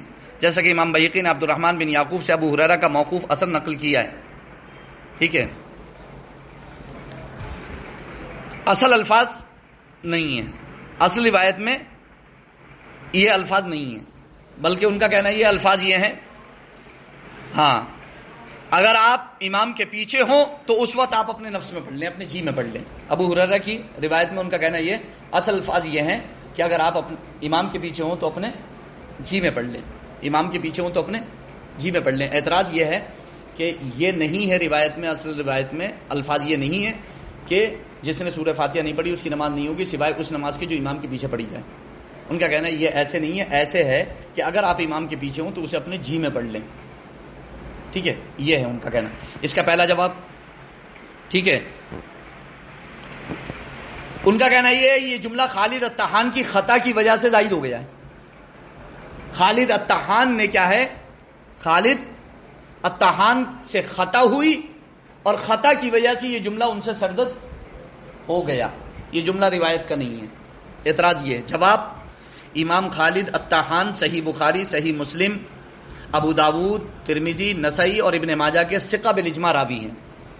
ابن حجر کی تقریب دیکھی جا سکتی ہے، جلد نمبر 1 صفحہ نمبر 150. سیاہ ستہ کے راوی ہیں. ان کا ان الفاظ کے ساتھ نقل کرنا خطا نہیں بلکہ زیادتی ثقہ ہے. اس کو خطا کہہ دیا گیا. اب انہوں نے دیکھا کہ اگر ہم ثقہ کی زیادتی کہیں گے تو امام بخاری کہہ چکے ہیں کہ ثقہ کی زیادتی مقبول ہے، امام حاکم فرما چکے ہیں کہ ثقہ کی زیادتی مقبول ہے، محدثین فرما رہے ہیں کہ ثقہ کی زیادتی مقبول ہے. سب ثقہ کی زیادتی کو مقبول ماننے کہ ثقہ اگر کوئی ایسی روایت بیان کرے جس میں حضور کے الفاظ کچھ یا صحابہ کے حدیث کے الفاظ کچھ زائد ہوں تو وہ کیا ہے، مقبول ہوتی ہے. انہوں نے دیکھا یہ اعتراض تو بہت کر کے دیکھ لیا، پچھلی روایتوں پہ کام تو آیا نہیں، تو انہوں نے کہہ دیا ان سے غلطی کی وجہ سے ایسے الفاظ لکھ گئے، غلطی سے ان سے یہ الفاظ لکھ گئے. اس کا جواب ٹھیک ہے، پہلا تو یہی ہے کہ یہ ثقہ کی زیادتی ہے اور جمہور فقہاء و محدثین کے نزدیک ثقہ کی زیادتی مقبول ہے، پس حدیث کا یہ جملہ قابل حجت ہے. دوسرا جواب: ابو ہریرہ کی اس مرفوع حدیث میں کئی مرفوع اور موقوف شواہد دیگر اسانید و کتب میں موجود ہیں، دیگر احادیث میں موجود ہیں۔ مثلا ابن قدامہ حنبلی نے مسئلہ قرات خلف الامام میں جلد نمبر 2 صفحہ نمبر 118 پر ایک حدیث بیان کی ہے۔ خلال نے اپنی سند سے جابر سے بیان کیا کہ نبی اکرم صلی اللہ علیہ وسلم نے فرمایا کل صلاۃ لا یقرأ فیہا بأم القرآن فہی خداج الا ان تکون وراء الامام، کہ ہر وہ نماز کی جس میں سورہ فاتحہ نہ پڑھی جائے وہ ناقص نہ تمام ہے، سوائے اس کے کہ آپ امام کے پیچھے ہوں۔ الفاظ یہاں پر آگے لیجئے، وہاں آپ کو لگ رہا تھا کہ یہ انہوں نے بڑھا دیے ہیں تو دوسری میں لے لیجئے، یہ الفاظ دوسری جگہ بھی موجود ہیں۔ اب یہاں تو نہیں کہا جائے گا کہ بڑھا دیے، یہ سب پہ الزام دھر دو گے کہ انہوں نے سب نے خطائیں کی اور سب نے جو ہے وہ گھسڑ دیے ہیں الفاظ، ٹھیک ہے۔ اسے موقوفاً بھی روایت کیا گیا ہے، اور امام طحاوی نے اور ابن مندہ نے اپنے فوائد میں بیان کیا ہے، سنن طحاوی میں بھی موجود ہے، حضرت جابر سے مرفوعاً بھی موجود ہے اور حضرت جابر سے موقوفاً بھی موجود ہے۔ موطا امام مالک صفحہ 69 پر، موطا امام محمد صفحہ 95 پر موجود ہے۔ لہذا ثابت ہوا کہ حدیث ابی ہریرہ میں یہ الفاظ صحیح اور ثابت ہیں، صحیح اور ثابت ہیں۔ اور میں نے ابھی جو امام ترمذی کی حدیث بیان کی تھی، الا ان یکون وراء الامام، الا ان یکون، مگر یہ کہ وہ امام کے پیچھے ہو، مگر یہ کہ وہ، امام ترمذی نے فرمایا ھذا حدیث حسن صحیح۔ اب یہاں امام ترمذی کا حضرت جابر کی اس حدیث کے بارے میں یہ قول تو نظر نہیں آیا انہیں کہ یہ حدیث حسن صحیح ہے، ان الفاظ پر اعتراض کر دیا کہ وہ اس کی خطا ہے، اس کی خطا اس کی خطا تھوڑی ہے، سب جگہ خطا ہی ہو رہی ہے۔ اور امام ترمذی جیسے محدث اور بڑے بڑے محدثین اس کو صحیح کہتے چلے آ رہے ہیں، نقل کرتے چلے آ رہے ہیں، ٹھیک ہے۔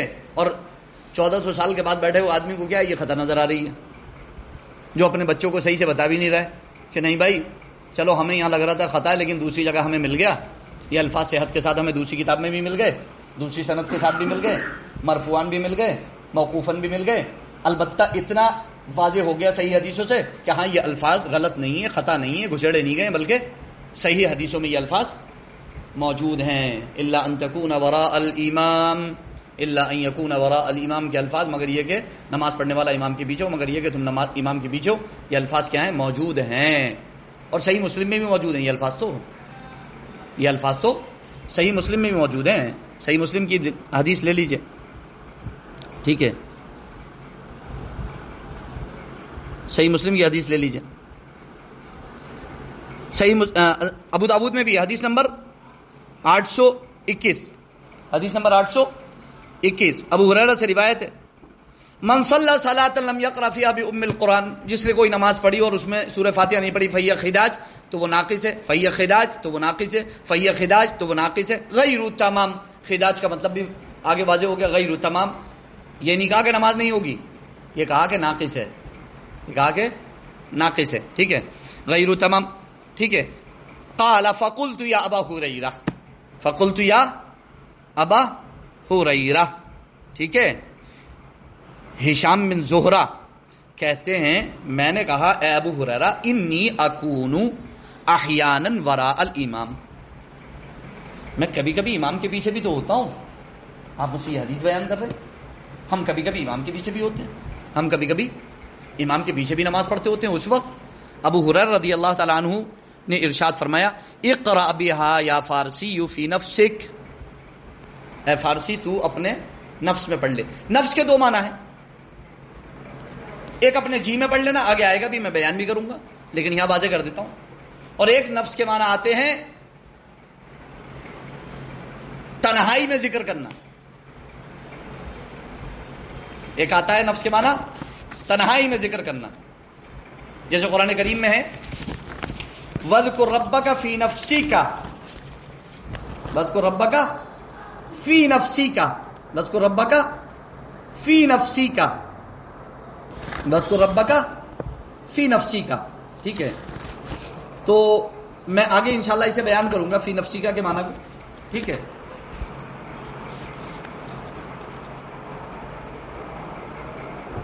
قرآن کریم میں یہاں پر میں اس سے نہیں وذکر ربک فی نفسک نہیں بلکہ میں یہاں سے بیان کرنا چاہوں گا۔ اللہ فرماتا ہے سورۃ النساء کی آیت نمبر 63، نفسیکا کے معنی، فی نفسیکا کے معنی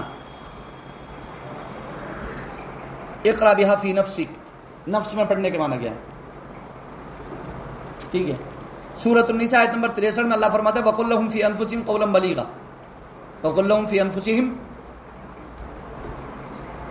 فی انفسہم، آپ ان سے فرمائیے ان کے نفسوں میں، قول بلیغ فرمائیے آپ ان سے. ٹھیک ہے.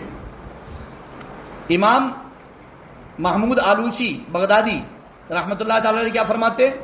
فی انفسہم اے قل لہم خالیا لا یکون معہم احد، جب یہ تنہا ہو تب کہنا ان سے اپنی بات. اس آیت کا مطلب کیا ہے؟ فی انفسہم کا مطلب کیا ہے؟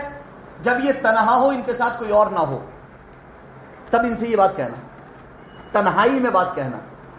قرآن کریم کی اس آیت کی تفسیر فی انفسہم کی کیا؟ تنہائی سے، تنہائی. ظاہر سی بات ہے، وہ پوچھ رہے ہیں، ابو داؤد کی روایت حدیث نمبر 821، وہ پوچھ رہے ہیں جب میں امام کے پیچھے ہوں تو امام ابو ہریرہ فرما رہے ہیں اقرا بہا فی نفسک، اسے پڑھنا جب تم تنہا ہو، اسے پڑھنا جب تم، وہ پوچھ رہے نا میں امام کے پیچھے ہوں، تو آگے انہوں نے جواب کیا دیا؟ جب تم تنہا ہو تب پڑھنا. فی نفسی کا معنی کچھ اور لے لیا، فی نفسی کا کہ یہ معنی بھی تو ہے کہ تم تنہائی میں پڑھنا، جب حدیث کے یہ معنی بھی ہیں اور حدیث کے یہ معنی بھی ہے کہ جی میں پڑھنا، زبان سے مت پڑھنا، تو پھر اس حدیث سے کون سی دلیل پکڑی جائے گی؟ ٹھیک ہے، آگے چلتے ہیں. ایک اور حدیث بھی ہے صحیح مسلم کی حدیث نمبر 395، امام کے پیچھے قرات نہ کرنے کے بعد ابو ہریرہ کی حدیث ہے، فرماتے ہیں جس نے نماز پڑھی اور اس میں سورہ فاتحہ نہیں پڑھی تو وہ خداج ہے. 3 مرتبہ فرمائے غیر تمام ہے. ابو ہریرہ سے کہا گیا انا نکون وراء الامام، اے ابو ہریرہ ہم امام کے پیچھے ہوتے ہیں، ہم امام کے پیچھے ہوتے ہیں. تو ارشاد فرمائے اقرا بہا فی نفسک، اقرا بہا فی نفسک، اسے اپنے جی میں پڑھ لینا، اسے اپنے جی میں پڑھ لینا. اور جی میں پڑھا جاتا ہے، زبان جی میں پڑھا جائے گا تو زبان سے نہیں پڑھا جائے گا، اور یہ زبان سے پڑھوا رہے ہیں پیچھے کھڑا کروا کے، اور وہ کہہ رہے ہیں جی میں پڑھ لینا. تو جو راوی یہ کہہ رہے ہیں ابو ہریرہ رضی اللہ تعالیٰ لا صلاۃ لمن لم یقرأ بفاتحۃ الکتاب، اور زیادہ اس میں زیادہ الفاظ بھی ہیں کہ جس نے سورہ فاتحہ نہیں پڑھی اور سورت نہیں ملائی اس کی نماز نہیں ہوگی. جس ابو ہریرہ رضی اللہ تعالیٰ عنہ کی، جس صحابی رسول کی حدیث سے یہ دلیل پکڑی جا رہی ہے کہ سورہ فاتحہ کے بغیر نماز نہیں ہوگی، وہی صحابی رسول یہ کہہ رہے ہیں جب امام کے پیچھے ہو تو جی میں پڑھنا، زبان سے مت پڑھنا. وہ اپنی حدیث کا مطلب خود ہی بیان کر رہے ہیں، کسی اور سے پوچھنے کی ضرورت ہی نہیں ہے. اب کم سے کم اس حدیث کو تو ضعیف قرار نہیں دیا جائے گا صحیح مسلم کی، یا اسے بھی توڑ مروڑ کے اسے بھی ضعیف قرار دے دیا جائے گا. ارے کتنی حدیثوں کو ضعیف قرار دو گے اور کتنی حدیثوں کو رد کرو گے حضور کی، اور صرف اپنے جو ہے وہ گمان کی بنیاد پر. خیر بہرحال چوتھے نمبر کی حدیث آپ سن لیں. ٹھیک ہے، چوتھے نمبر کی ایک حدیث بیان کر دیتا ہوں، چوتھے نمبر کی حدیث ڈال لیں، حدیث نمبر 4. ٹھیک ہے، وہ جو سیریل چل رہا تھا، ٹھیک ہے، 4 نمبر حدیث. امام ابو یوسف، ٹھیک ہے، امام ابو محمد یوسف بن یعقوب اپنے والد امام ابو یوسف سے روایت کرتے ہیں. امام ابو یوسف امام ابو حنیفہ سے روایت کرتے ہیں. وہ موسیٰ بن ابی عائشہ سے روایت کرتے ہیں. وہ عبداللہ بن شداد بن الہاد اللیثی سے روایت، ابو الولید سے روایت کرتے ہیں. وہ جابر بن عبداللہ سے روایت کرتے ہیں. کیا روایت ہے؟ کہ ایک شخص نے قرأ خلف النبی صلی اللہ علیہ وسلم، نبی اکرم صلی اللہ علیہ وسلم کے پیچھے قرات کی نماز ظہر یا عصر میں. دیکھیے اب یہاں ان امام کا جواب بھی آ گیا جو کہتے ہیں کہ جہری نماز میں امام کے پیچھے قرات نہیں ہوگی کیونکہ وہ جہر سے کرتا ہے، سری نماز میں قرات کی جائے گی. ان کا جواب بھی یہاں آ جائے گا کہ نماز جہری ہو یا سری، اگر امام کے پیچھے ہے تو آپ کو خاموش کھڑا رہنا ہے. امام زور سے قرات کرے یا آہستہ، آپ کو خاموش کھڑے رہنا ہے. ظہر عصر کی نماز تھی، ظہر عصر کی نماز میں اس نے قرات کی. ایک شخص نے اس کی طرف اشارہ کیا اور اسے منع کیا، اس نے انکار کیا. جب وہ نماز سے فارغ ہو گیا اس نے کہا اتنہانی ان اقرأ خلف النبی صلی اللہ علیہ وسلم، تو مجھے رسول اللہ کے پیچھے قرات کرنے سے منع کر رہے. ٹھیک ہے، فتذاکرنا ذلک، کہتے ہیں ہم آپس میں اس کا ذکر کرنے لگے. حتی سمع رسول اللہ صلی اللہ علیہ وسلم، یہاں تک کہ ہمارے اس مذاکرے کو رسول اللہ صلی اللہ علیہ وسلم نے سن لیا، اس گفتگو کو، امام کے پیچھے قرات کرنے کے اس گفتگو کو رسول اللہ صلی اللہ علیہ وسلم نے سنا. فقال النبی صلی اللہ علیہ وسلم، نبی اکرم صلی اللہ علیہ وسلم نے ارشاد فرمایا، من صلی خلف امام فإن قراءة الامام له قراءة، کہ جس نے جو امام کے پیچھے نماز پڑھے تو امام کی قرات ہی اس کی قرات ہے. بالکل واضح الفاظ ہے، امام کی قرات ہی. اچھا میں اتنی صحیح حدیثیں پیش کر کے آ گیا، مگر اعتراض کرنے والوں کو وہ کافی نہیں ہے، اس پہ پھر اعتراض کر دیں گے. سوچتے ہیں کہیں نہ کہیں سے تو کسی ایک جگہ جا کے تو مدے پہ ٹکی جائیں گے. جب میں نے اتنی صحیح حدیثیں بیان کر دی ہیں تو مجھے نہیں لگتا کہ میں صحیح مسلم، سنن ابی داؤد، ترمذی، نسائی، ابن ماجہ، سیاہ ستہ کی حدیثیں بیان کر کے آ گیا تو مجھے نہیں لگتا کہ اب معترض کو اپنے اعتراض پر ڈٹے رہنا چاہیے اور پھر اس حدیث پر اعتراض کرنا چاہیے. ایک جواب تو میں یہاں پر ایک اور بھی دوں گا اس حوالے کے، ابھی میں بتا دوں گا. نمبر ایک تو یہ جان لیں کہ اس حدیث کی سند امام بخاری امام مسلم کی شرط پر صحیح ہے. اس حدیث کی سند من صلی خلف امام فإن قراءة الامام له قراءة، جو امام کے پیچھے نماز پڑھے تو امام کی قراءت ہی اس کی قراءت ہے. امام کی قراءت ہی مقتدی کی قراءت ہے، امام کی قراءت ہی مقتدی کی قراءت ہے. اور میں یہ بار بار کہہ چکا ہوں کہ قراءت سے کوئی دھوکہ دینے کی کوشش نہ کرے کہ قراءت سے سورت کی قراءت مراد ہے، سورہ فاتحہ مراد نہیں ہے. کیونکہ میں بخاری کے حوالے سے بیان کر چکا ہوں، باب وجوب القراءۃ للامام والمأموم، امام اور مقتدی دونوں کے لیے قراءت کے واجب ہونے کا بیان، اور اس کے تحت سورہ فاتحہ لے کر کے آئی. قراءت سے مراد وہاں پر امام بخاری سورہ فاتحہ لے رہے ہیں، اور اس کے اور بھی بہت سارے حوالے ہیں مگر میں نے تو ایک ہی ذکر کر دیا، امام بخاری کا کافی ہے. یہ حدیث امام بخاری امام مسلم کی شرط پر صحیح ہے، ٹھیک ہے، یہ حدیث امام بخاری امام مسلم کی شرط پر صحیح ہے. مگر یہاں پر میں ایک لطیفہ سنانا چاہوں گا.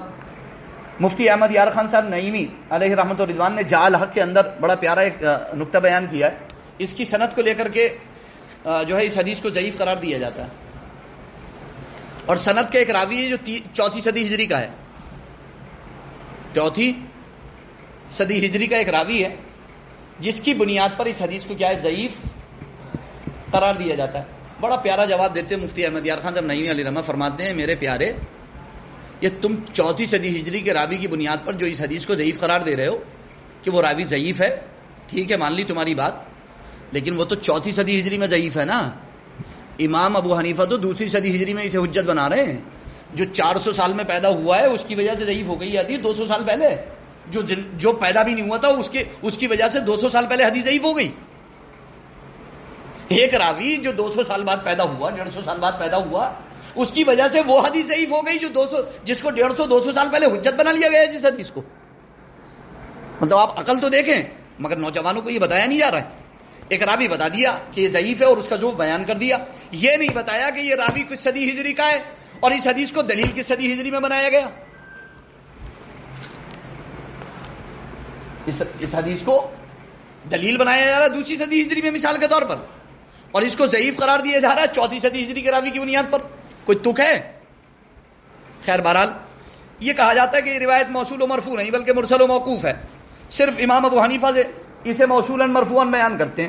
صرف ایک امام ابو حنیفہ ہیں تنہا کہ جن سے حضور تک سند پہنچتی ہے اس کی، ٹھیک ہے، حضور تک سند پہنچتی ہے اس کی، باقی کوئی نہیں ہے امام ابو حنیفہ کے ساتھ. حالانکہ اس سے پہلے بھی بہت حدیثوں کے بارے میں یہ اعتراض کیا جا چکا ہے کہ وہ تنہا ہے، مگر اس کے جوابات میں دے چکا ہوں، اس کا بھی سن لیجئے، ٹھیک ہے. یہ دعویٰ کہ امام ابو حنیفہ اسے موصولا مرفوعا بیان کرتے ہیں باطل ہے، اس لیے کہ امام سفیان ثوری اور امام شریک نے ان کی متابعت تامہ کر رکھی ہے. اب راوی کتنے ہو گئے؟ 3، امام ابو حنیفہ، سفیان ثوری، امام شریک. کتنے ہو گئے؟ جو یہ کہا جا رہا تھا دھڑلے سے یار ابو حنیفہ صرف ابو حنیفہ ہیں، ان کے سوا تو کسی نے بیان نہیں کیا، ان کے سوا تو کسی نے بیان نہیں کیا، ان کے سوا تو کسی نے بیان نہیں کیا. نہیں، امام سفیان ثوری بھی ہیں اور کون ہیں؟ امام شریک بھی ہیں. قال احمد بن منیع انبأنا اسحاق الازرق حدثنا سفیان وشریک عن موسى بن ابی عائشة عن عبد الله بن شداد عن جابر قال قال رسول الله صلی اللہ علیہ وسلم من كان له امام فقراءة الامام له قراءة، جس کا امام ہو، جس کا امام ہو تو امام کی قرات ہی مقتدی کی قرات ہے. من کان لہ امام، یہاں پر بالکل واضح طور پر بیان کیا جا رہا ہے. من کان لہ امام، جس کا امام ہو. اگر امام ہے تو وہ قرات نہیں کرے گا، مقتدی کی امام کی قرات ہی مقتدی کی قرات ہے. اتحاف الخیرت المہارہ جلد 2 صفحہ 16 حدیث نمبر 1832. امام حافظ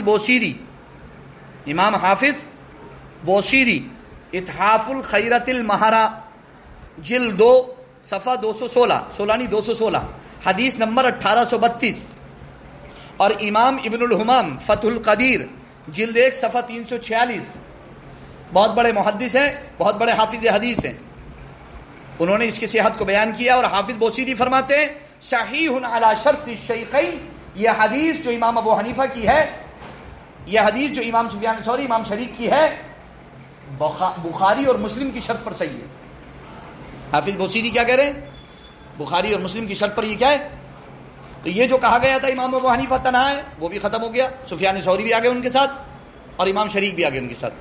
دوسرا نیز امام ابو حنیفہ سے اس روایت کو نقل کرنے والے بھی اس کو موصولاً ہی بیان کرتے ہیں. امام بہقی کہتے ہیں کتاب القراءۃ البیہقی صفحہ 333 میں کہتے ہیں ابو حنیفہ کے اصحاب کی ایک جماعت نے موصولاً روایت کیا ہے.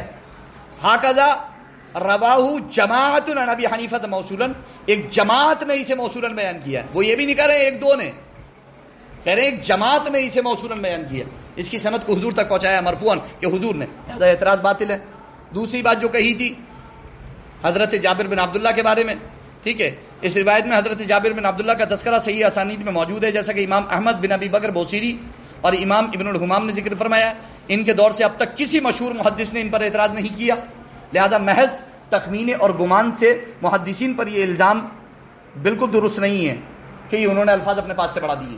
محدثین نے بلا چوچرا اس کو، بڑے بڑے محدثین نے، میں تو ان کی بات کر رہا ہوں جو بلا چوچرا اسے نقل کرتے چلے آ رہے ہیں، وہ بھی تو محدث ہیں، وہ بھی تو اپنے وقت کے جید عالم ہیں، وہ بھی تو اپنے وقت کے امام مجتہد ہیں.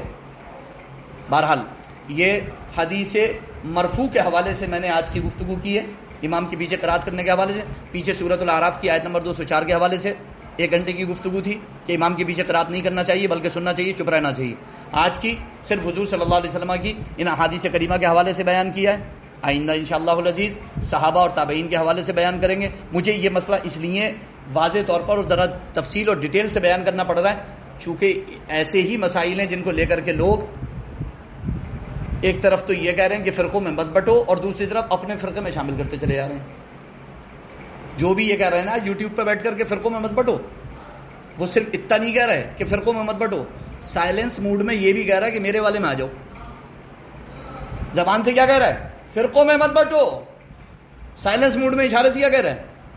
میرے والے میں آ جاؤ، میرے والے فرقے میں آ جاؤ. فرقوں میں مت بٹو، میرے والے فرقے میں آ جاؤ، دھیرے سے ادھر آ جاؤ. ٹھیک ہے، دھیرے سے.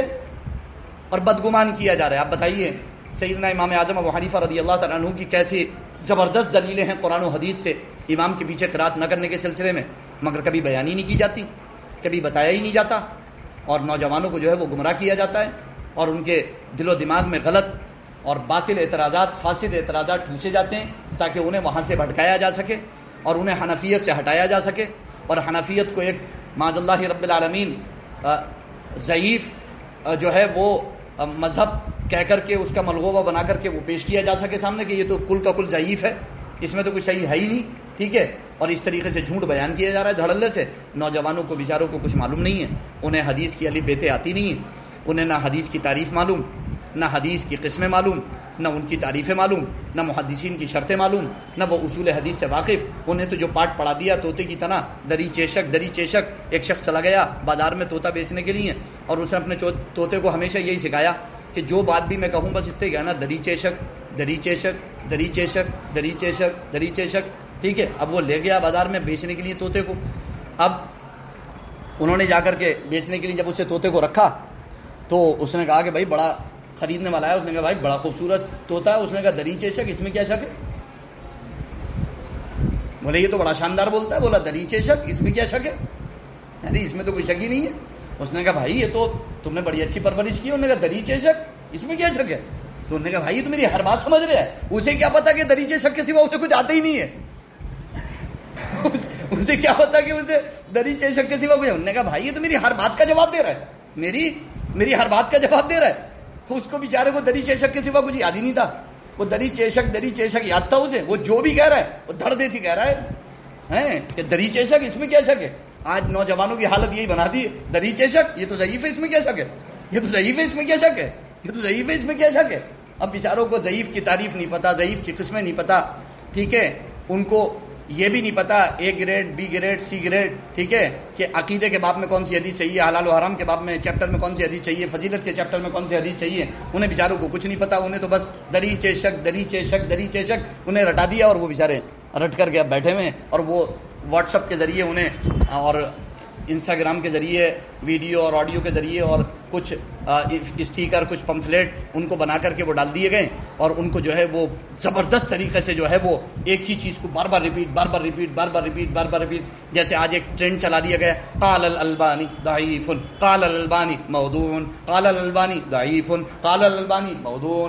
ہر حدیث کی کتاب پہ لکھا ہوا ہے, صحیح بخاری, صحیح مسلم, ترمذی, نسائی, ابو داؤد, ابن ماجہ, بڑی بڑی حدیث کی کتابوں پہ لکھا ہے علامہ البانی کہتے ہیں یہ حدیث ضعیف ہے, علامہ البانی کہتے ہیں یہ حدیث موضوع. ارے کون ہے البانی؟ میں امام بخاری کو مانوں گا, امام مسلم مانوں گا, ابو داؤد کو مانوں گا, ترمذی کو مانوں گا, نسائی کو مانوں گا, ابن ماجہ کو مانوں گا, امام ابو حنیفہ کو مانوں گا, امام شافعی کو مانوں گا, امام مالک کو مانوں گا, امام احمد بن حنبل کو مانوں گا, میں امام ابو جعفر طحاوی کو مانوں گا, میں امام ابو یوسف کو مانوں گا, میں امام محمد کو مانوں گا. اور جو شخص مجھ سے یہ کہے ان کو مت مانو, صرف البانی کو مانو, میں ہرگز نہیں مانوں گا اسے. کون ہوتا ہے وہ؟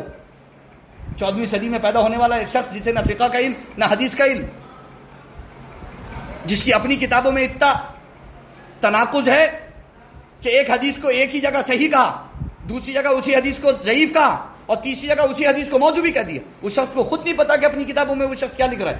250 مقامات ایسے ہیں جہاں پر البانی نے یہ غوطے کھائے ہیں کہ ایک ہی حدیث کو کبھی وہ شخص صحیح کہتا ہے, اسی حدیث کو وہ شخص ضعیف کہتا ہے, اسی حدیث کو وہ شخص موضوع کہتا ہے. ایسے غوطے کھائے اس شخص نے. 250 مقامات ایسے ہیں, کتاب لکھی جا چکی ہے, تناقضات الالبانی کے نام سے کتاب موجود ہے, آپ اٹھا کر کے دیکھیں. اس شخص نے بخاری کو بانٹ دیا, مسلم کو بانٹ دیا, ترمذی, نسائی, ابو داؤد, ابن ماجہ کو بانٹ دیا.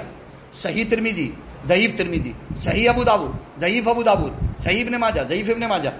تم ہوتے کون ہو؟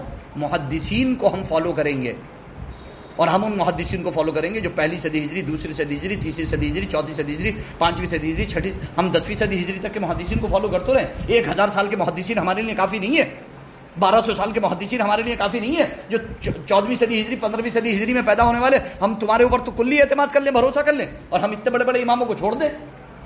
نہیں, ہمارے لیے وہ کافی ہے الحمدللہ, تمہاری ضرورت نہیں ہے ہمیں. انہوں نے دودھ کا دودھ, پانی کا پانی کر دیا الحمدللہ ثم الحمدللہ. یہ میری مختصر گفتگو تھی جو تھوڑی سی اضافی ہو گئی, ٹھیک ہے. اللہ تعالیٰ قبول فرمائے اور اللہ تعالیٰ غلطی سے محفوظ فرمائے, اور اگر بیان میں کوئی غلطی ہوئی ہو تو اللہ تعالیٰ اپنے فضل کرم خاص سے اسے معاف فرمائے اور زبان و بیان کی ہمیشہ حفاظت فرمائے. آمین ثم آمین. استغفر اللہ ربی من کل ذنب و اتوب الیہ. اشہد ان لا الہ الا اللہ و اشہد ان محمدا عبدہ و رسولہ.